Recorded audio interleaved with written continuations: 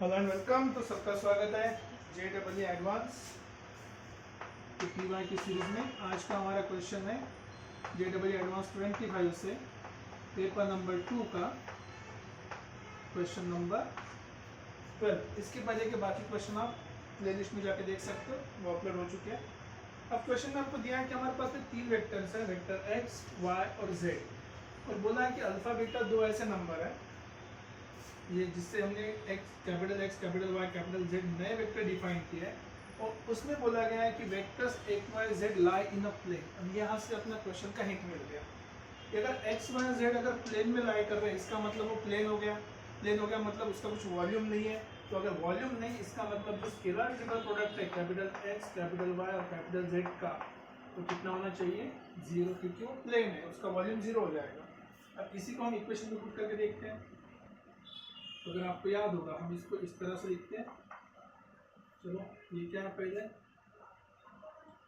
Alpha x bar beta Y bar minus z bar, ठीक है।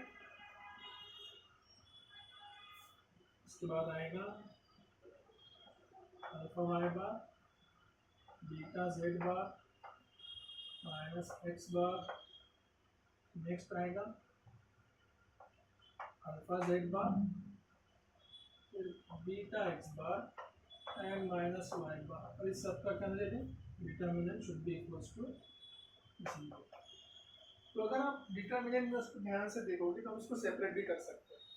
तो देखो, ये अगर मेरी पहली रो हो गई और ये पहला कॉलम हो गया, तो इसको मैं आराम से मल्टीप्लाई कर सकता हूँ।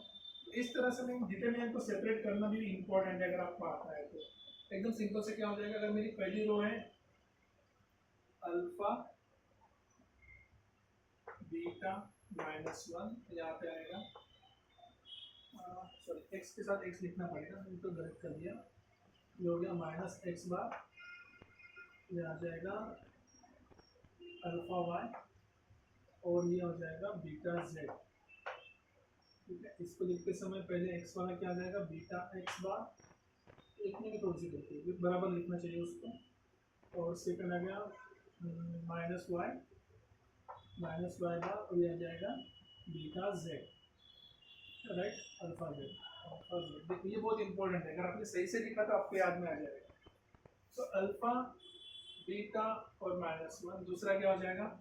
माइनस 1 अल्फा बीटा, और तीसरा मेरे पास में बीटा माइनस 1 और अल्फा, और इसका डिटरमिनेंट इसके बराबर है, साथ में मल्टीप्लाई किया है। इसको कॉलम के हिसाब से देखो, ठीक है। X,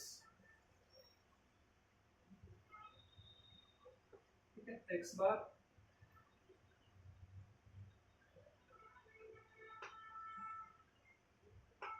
Y bar Z bar, ठीक है, X bar Y bar Z bar. स्टोल ऑन लाइट का, ठीक है। इसको है ना कॉलम के हिसाब से लिखना चाहिए। क्या है कॉलम के हिसाब से? ये हो जाएगा एक्स बार वाई बार और जेड बार। तो अब देखो, आप मल्टीप्लाई करके देखो, आपको पता चल जाएगा alpha x bar beta Y bar minus Z. यहाँ पे चेक करके देखो, minus X alpha Y bar beta Z bar and so on.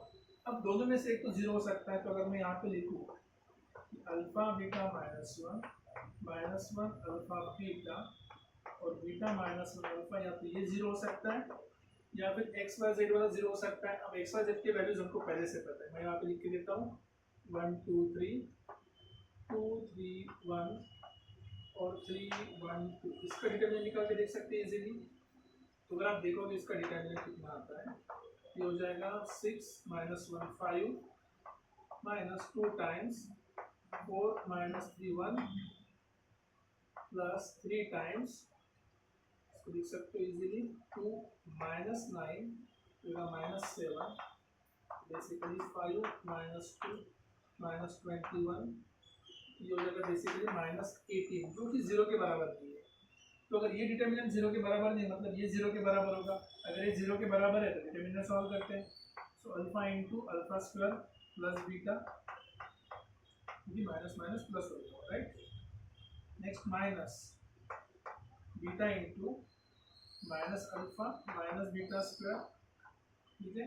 Next minus 1 into again plus 1 minus alpha beta +1 minus alpha beta, ये होना चाहिए 0 के बराबर। अब इसको सिंप्लीफाई करते हैं, तो alpha cube plus alpha beta minus alpha beta minus minus plus beta cube हो गया -1 और ये plus alpha beta equals to 0। अब ये प्लस माइनस तो कैंसिल हो गया। अब मेरे पास में आ गया alpha cube plus beta cube plus alpha beta equals to क्या आ गया, ये इसको राइट में भेजते हैं 186। इसको थोड़ा सा और सिंप्लीफाई करके अपन देखते हैं, जस्ट अ सेकंड। ठीक है, तो यहाँ पे फिर से वही गलती हो गई, प्लस इंटू माइनस प्लस होना चाहिए था, तो ये कैंसिल नहीं होगा, 1 2 3 आ जाएंगे, प्लस 3 अल्फा बीटा। अब क्या कर सकते हैं, इसको 3 अल्फा बीटा, इसको क्या कर सकते हैं, इक्वेशन इस तरह से लिख लेता हूँ मैं, देखो alpha cube plus beta cube, तो -1 किधर लेके आना है, -1, और इसको राइट साइड में दे दिया -3 times alpha beta, right. Just a second. तो अभी जो हमको रिलेशन मिला वो रिलेशन है alpha cube plus beta cube -1 equals to -3 alpha beta. तो अगर आप इसको सिंप्लीफाई करोगे तो कुछ इस तरह से मिलेगा, ये हो जाएगा 3 into -1 into alpha into beta, और 3 को इधर फिलहाल तो मैं लिख लेता हूँ वैसे। अगर 3 को यहाँ पे डिवाइड में लेके आए तो alpha cube plus beta cube plus -1/3 equals to -1 into alpha into beta. अगर आपको याद होगा ये ए एम जी एम का फॉर्मूला है, तो A M equals to G M कब होता है, उस टाइम का फॉर्मूला है, क्यूब रूट है तो ए एम जी एम का फॉर्मूला कब आता है, जब सभी वैल्यू सेम हो, मतलब alpha equal to beta equals to -1। लेकिन वहाँ पे हमको क्लियरली बोला है कि 2 distinct positive real number 2 distinct होना चाहिए, तो ये सेम नहीं हो सकता, मतलब ये कंडीशन हमारी गायब हो गई। सेकंड कंडीशन क्या हो सकती है, हम इसको ऐसा लिख सकते हैं alpha cube plus beta cube plus 3 alpha beta था इक्वल्स टू 1। इसको अगर आप सिंप्लीफाई करोगे तो जो आपको मिलेगा वो मिलेगा alpha plus beta -1 equals to 0। ठीक है, तो अगर हम ये रिलेशन यूज करेंगे क्योंकि इक्वल तो हो नहीं सकता, तो ये हो सकता है, तो हमको जो बोला गया है उसके हिसाब से अल्फा बीटा इक्वल टू 1 मिल गया, वहाँ पे वैल्यू पुट कर दो, तो alpha plus beta -3 equal to 0 आना चाहिए, तो अल्फा बीटा की वैल्यू नॉट 0, अल्फा बीटा की वैल्यू 1, तो 1 - 3 एक्चुअली इक्वल्स टू -2। इस तरह से हमारे इस क्वेश्चन का आंसर है -2। अगर आपको कोई डाउट है तो आप कमेंट सेक्शन में लिख सकते हो। मिलते हैं अगले क्वेश्चन में, till then take care, bye bye.